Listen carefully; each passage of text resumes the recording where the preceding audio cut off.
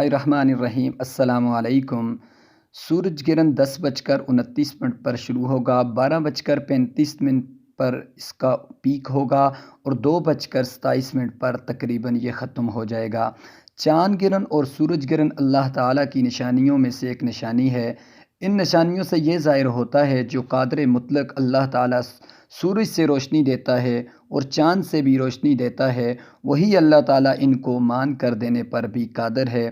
رسول اللہ صلی اللہ علیہ وسلم کے زمانے میں آپ صلی اللہ علیہ وسلم کے صاحبزادے حضرت ابراہیم رضی اللہ تعالیٰ عنہ کے انتقال کے بعد سورج گرہن ہو گیا۔ اس زمانے میں لوگوں کا خیال تھا کہ سورج گرہن کسی بڑے آدمی کی وفات یا پیدائش کی وجہ سے ہوتا ہے، جیسا کہ ابھی آپ صلی اللہ علیہ وسلم کے بیٹے کی وفات پر ہوا، تو آپ صلی اللہ علیہ وسلم نے اس عقیدے کی نفی فرمائی۔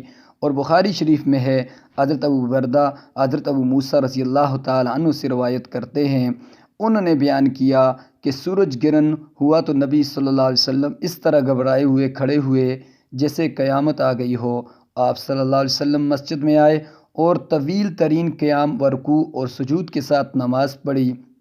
اس سے پہلے آپ صلی اللہ علیہ وسلم کو ایسا کرتے ہوئے نہیں دیکھا تھا، اور آپ صلی اللہ علیہ وسلم نے فرمایا، یہ نشانیاں ہیں جو اللہ تعالیٰ بھیجتا ہے، یہ کسی کی موت اور حیات کے سبب سے نہیں ہوتا، بلکہ اللہ تعالیٰ اس کے ذریعے اپنے بندوں کو ڈراتا ہے۔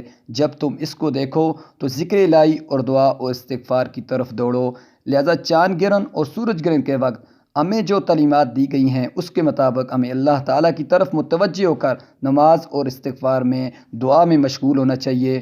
اور دوسری بات، چاند گرہن اور سورج گرہن کی وجہ سے عام انسانوں یا حاملہ خواتین پر مختلف قسم کے اثرات پڑنے سے متعلق جتنی بھی من گھڑت وہم اور وسوسات عوام میں مشہور ہیں، ان کی شریعت میں کوئی اصل نہیں ہے، وہ صرف اور صرف ان لوگوں کی پھیلائی ہوئی من گھڑت باتیں ہیں۔